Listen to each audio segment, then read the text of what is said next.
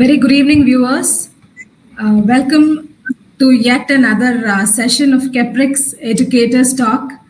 Today, we are here to discuss about creating happy classrooms, and I'm very happy to welcome Dr.T. Lalitha Kumari, ma'am, Principal and Director of Sister Nivedita School and Director Academics at Vivekananda Residential School, Karimnagar, with 30 years of teaching experience and 18 years of administrative experience.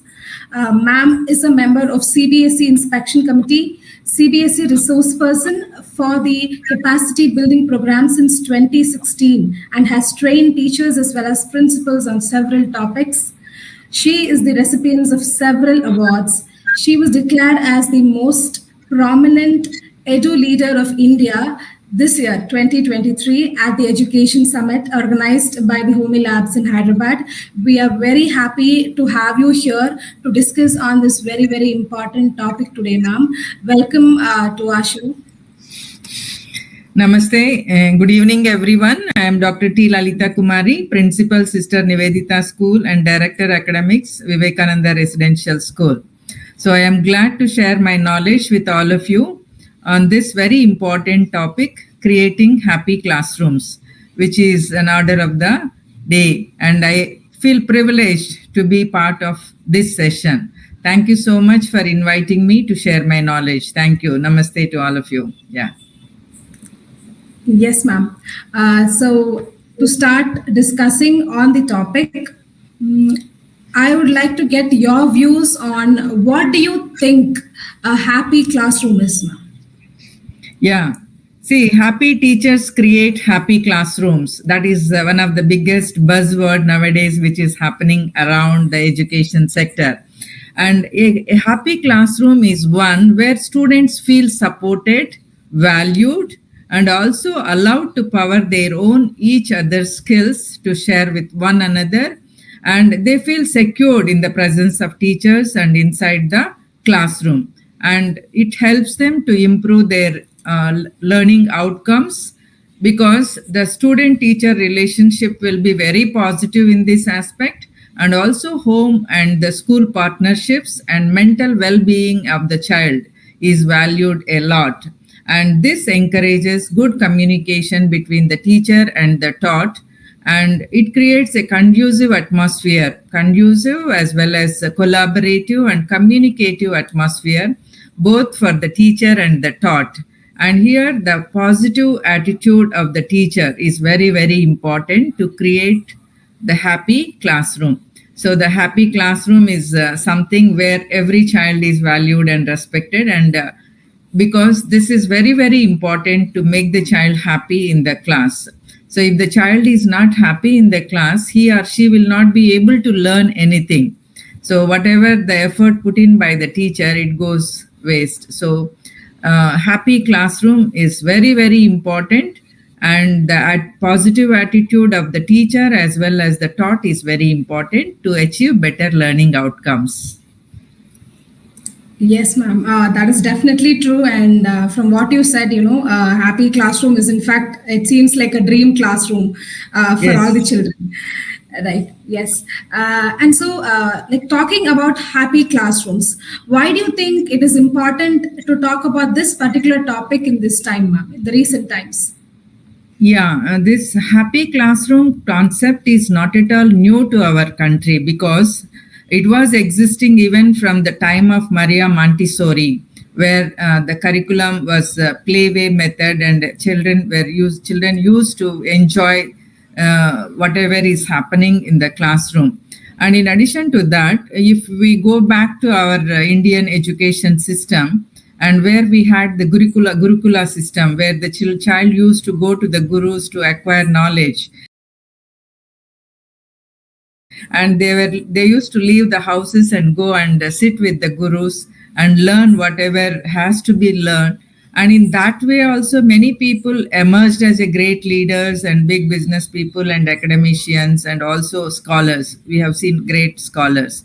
And this has become very important in recent times because the studies show that the depression rate of the children between the age group of class 12 to class 18, and the suicidal tendency of the children in this age group has become more and more, and which is an alarming factor, and where every educationalist feel bad about it, because we have to help the child to come out of all those depressions, and and that is the reason why, because the child is not valued in certain areas, so that is the reason why. And the pressure for academics has enormously increased. And we are almost in out of 150 countries in the world which took part in happiness index, we are in 133 position.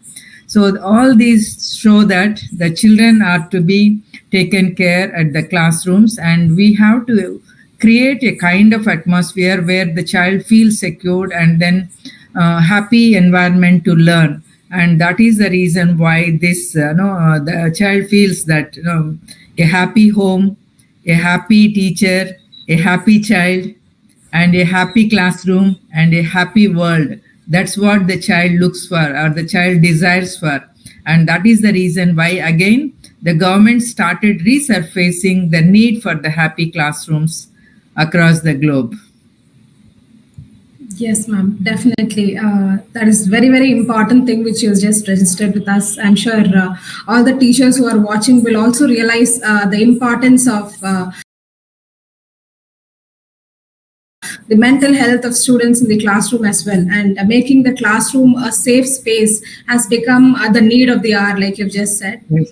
And yes, ma'am. And moving on, what is the aim of a happy curriculum for a happy classroom to start with? You see, the Happy Curriculum is an educational program for the children studying from nursery to class 8, which was initiated. And Dr. Bonivell and Dr. Lucy Ryan are the first ones to work on this curriculum on personal well-being. As you said, mental health is very important for each and every child, because we are forgetting, we are only focusing on academic accomplishments. We are not bothering about the mental health of the child. So these two were the first people to work on personal well-being of the child.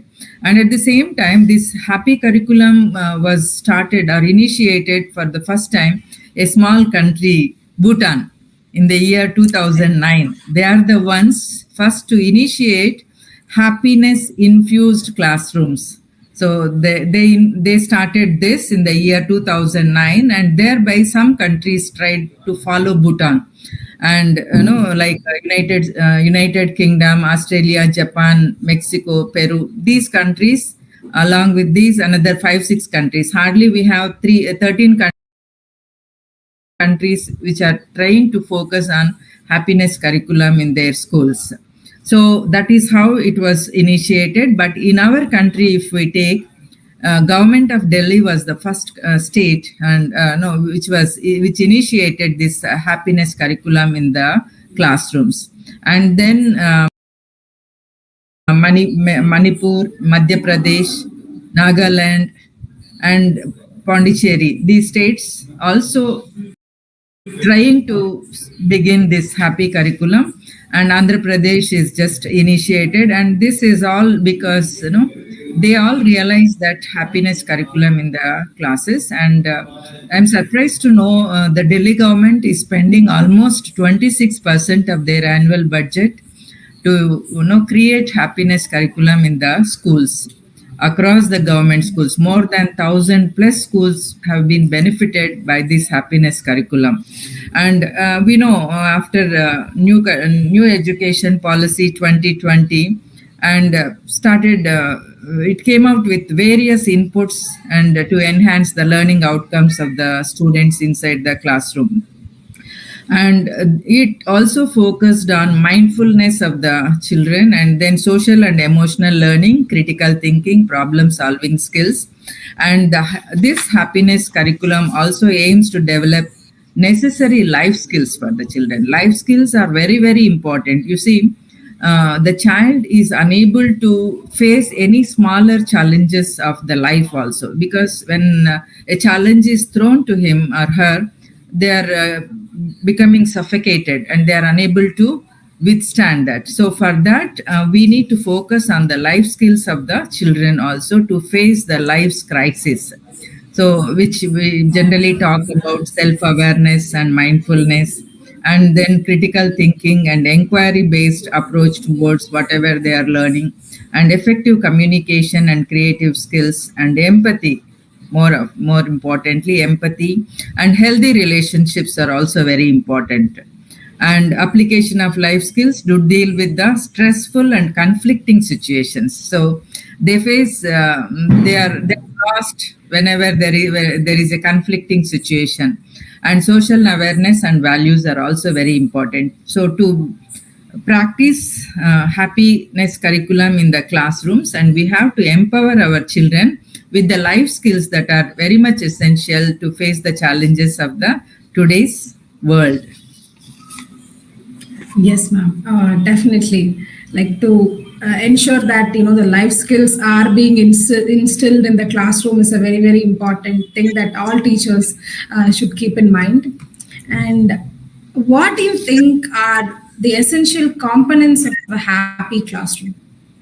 See, essential components, when we talk about essential components of happy classrooms, the curriculum involves happiness period.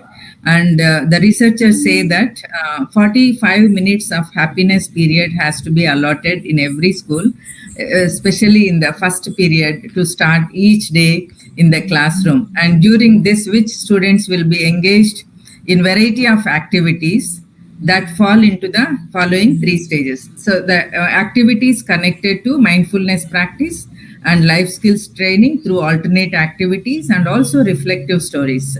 So the stories will give us lot of information and lot of skills and values. So expressions. So we have to focus on these following three stages, and this curriculum also employs the techniques of mindfulness. And then they start thinking about what makes me happy, what makes me happy, who is responsible for my happiness. So I am responsible for my happiness and nobody else. And how can I be happy without the interference of others? And then how can I be an instrument for others happiness?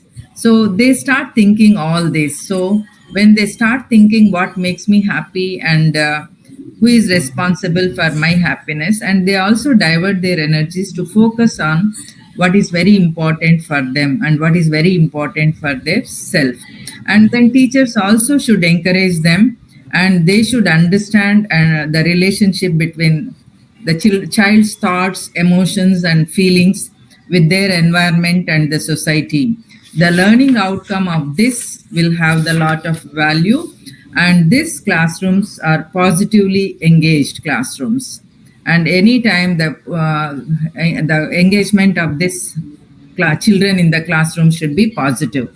And you see, this curriculum, when we are talking about this curriculum, and even this happiness curriculum was based on the philosophies of the great thinkers, social reformers of our country.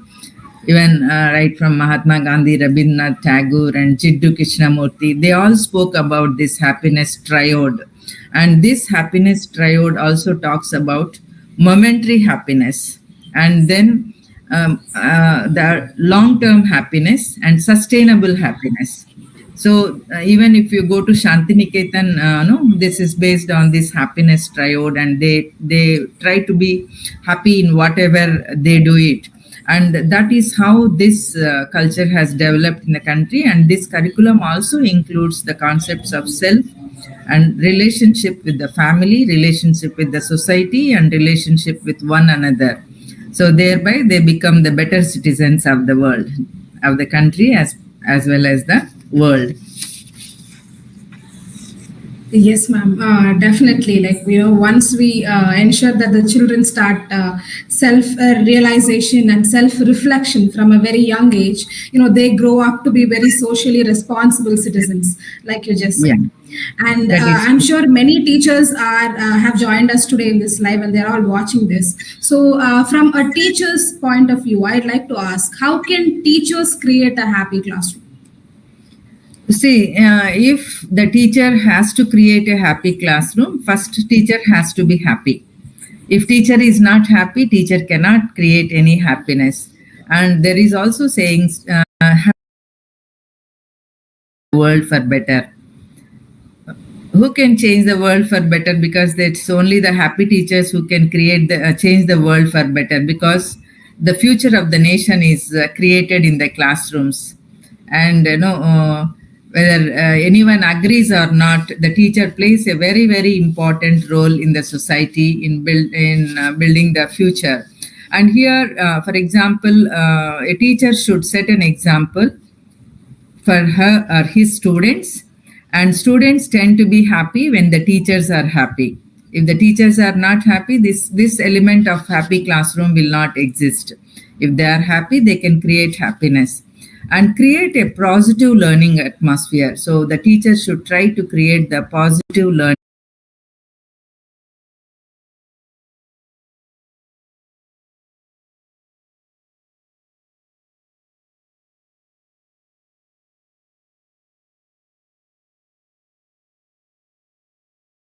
try to eliminate negativity.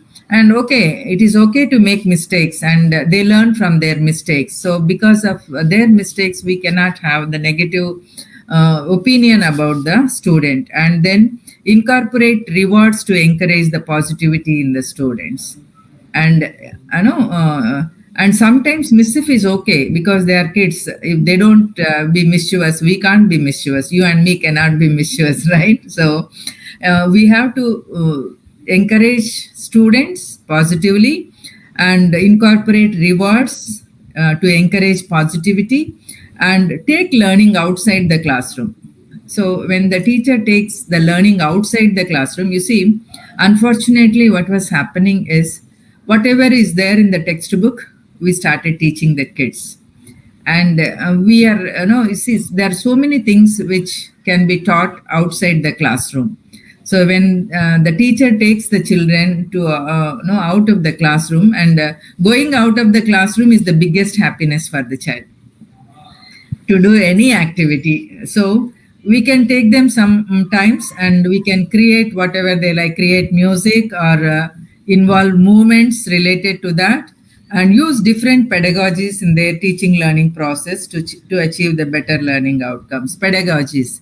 When I talk about this pedagogies, National Education Policy spoke about various pedagogies. So here, when the child, variety is spice of life. Everybody wants to be look different and be different, and we don't like to go in the same way to all the functions. So here in our classroom also, that kind of spice is very important. So when I am teaching the concept, if I follow only one concept throughout the year, the child will not show any interest.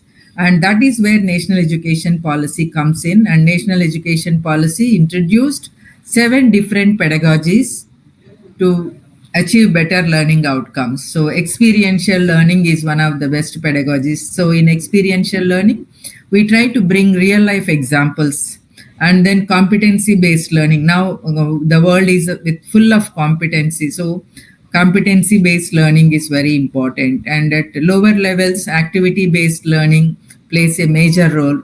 And art integration, if the because our classrooms are heterogeneous classrooms, and the children with different intelligences, multiple intelligences are present in our classroom. So to cater to the needs of all these children, art integration, sport integration, toy based pedagogy, storytelling pedagogy, these are all the new pedagogies. So if the teacher wants to teach one concept, they can follow one pedagogy, and for other concept, another pedagogy. So the child will be curious to know what kind of new technique my teacher brings to the classroom, and they will be happy because there is a change in the pedagogy of the teacher. So these all will help the teacher to raise her standard, and to many children will become fans of the teachers when they start using so many pedagogies in the classroom.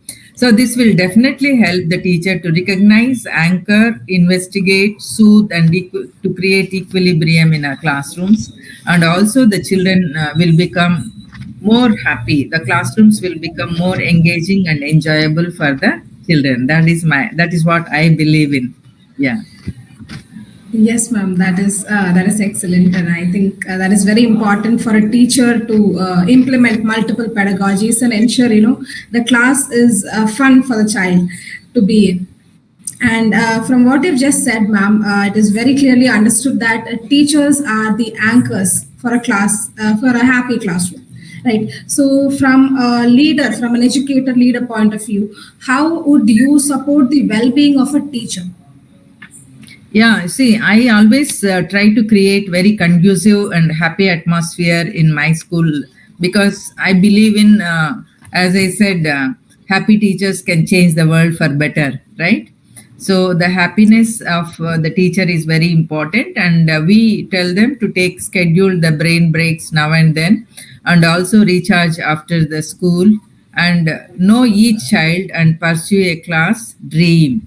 So no, they should know. See, now we know about KYC, know your customer, but now the buzzword is know your student, know your Students. child. Otherwise, know your child, and no, don't grade everything. They need not grade everything, and they need not worry about what others think of them because what others do doesn't matter to me. What I do matters to me. What I do for my child matters a lot.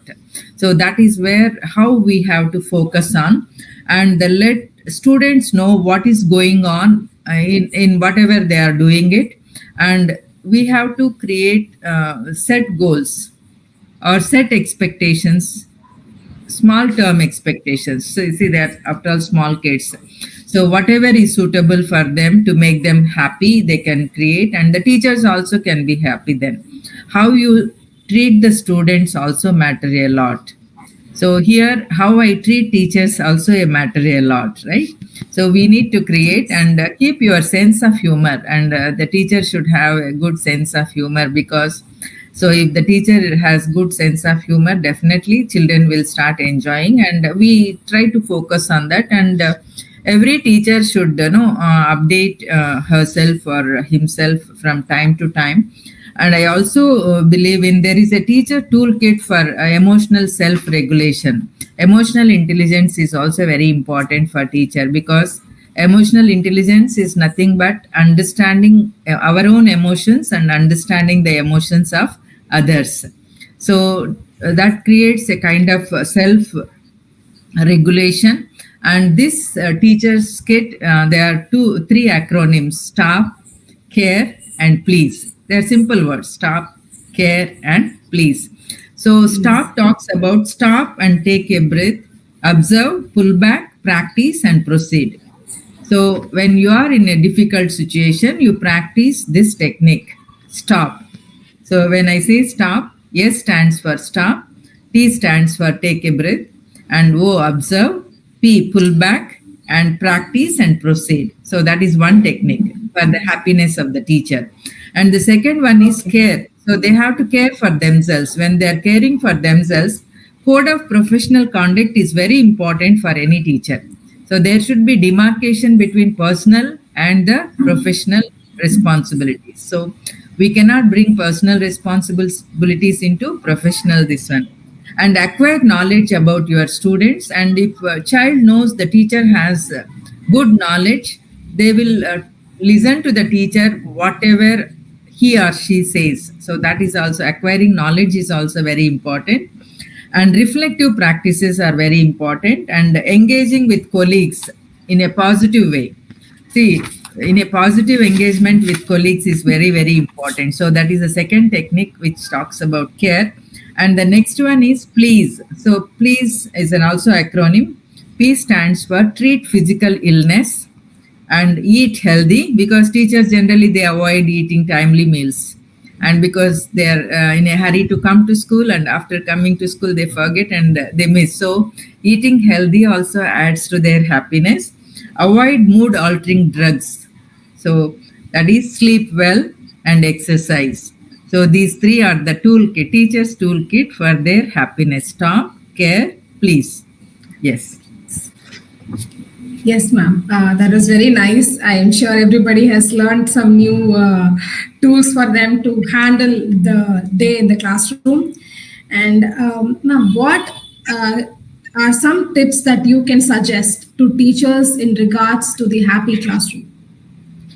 Yeah, you see, happy classroom is not just no space filled with laughter and cheer and smiling at. Just we smile outwardly but not inwardly, and then no, this doesn't have any impact. No, a positive and joyful classroom atmosphere enhances overall educational experience for the kid. And no, students well academic success well-being is very important, and we have to create a love for learning.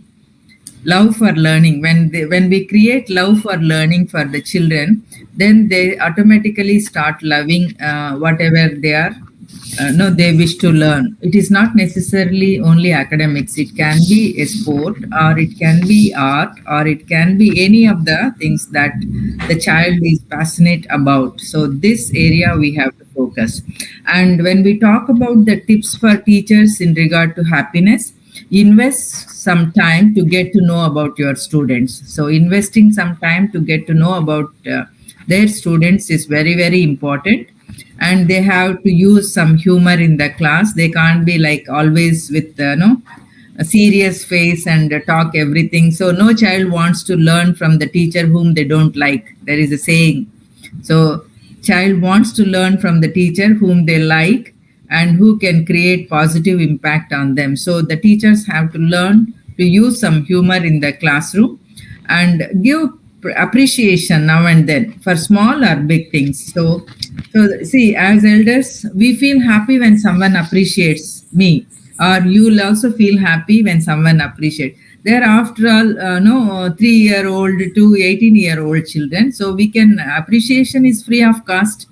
You're not giving any reward, and smile is a free of cost. So and give choices to the children. So don't insist that only I am saying this, you have to do this. No, let us give choices. They will come up with better choices than what we have. And also allot some time for play with the children, and for them also to play. And it doesn't mean noisy classrooms or indisciplined classrooms. Noisy classrooms also take care of some learning aspects, and give students a break now and then. Allow students to get no social with one another, social skills, moving around and making friendships with others. How then to make them teach, or allow them to smile and share. So these are the tips which might help the teachers to create happy classrooms. Because unfortunately or fortunately, we are still we follow the strict disciplinary approach in our classrooms, but that should change, and change should happen for the better. And I said, this happy classrooms concept has emerged because the depression levels of the children are increasing, and suicides are increasing out of this this age group. So the governments felt the need for the happiness in the classroom, so happy child can learn the better. If these values and these skills are imbibed in the children at the right age, then they will grow as a human beings to face any kind of challenge that they encounter in the life. So that's what I can say for the teachers. Yes, ma'am. Thank you so much, ma'am. I'm pretty sure this was a very eye-opening session for myself, and I'm sure for all the other educators who are watching this session, because it was a very valuable thing that you shared with us, and it's high time that we start realizing the importance of the mental health, like you said, of the children, and to maintain a happy classroom, like you said, for the teachers themselves to be happy and be present in the classroom. And once the teacher is happy, the students are happy, I think the learning is going to just keep happening. So that was very good session, ma'am. We are very happy to have you here, and thank you for spending your weekend with us to share this very valuable concept with us, ma'am. Thank you so much. It is my pleasure to share my knowledge, and I thank Caprix Learning app for giving me this wonderful opportunity to interact and share my thoughts on happy classrooms. Namaste. Happy. Namaste, ma'am. Thank you so much, and looking forward to learning more from you. Thank you. Thank you. Thank you. My pleasure. Thank you so much.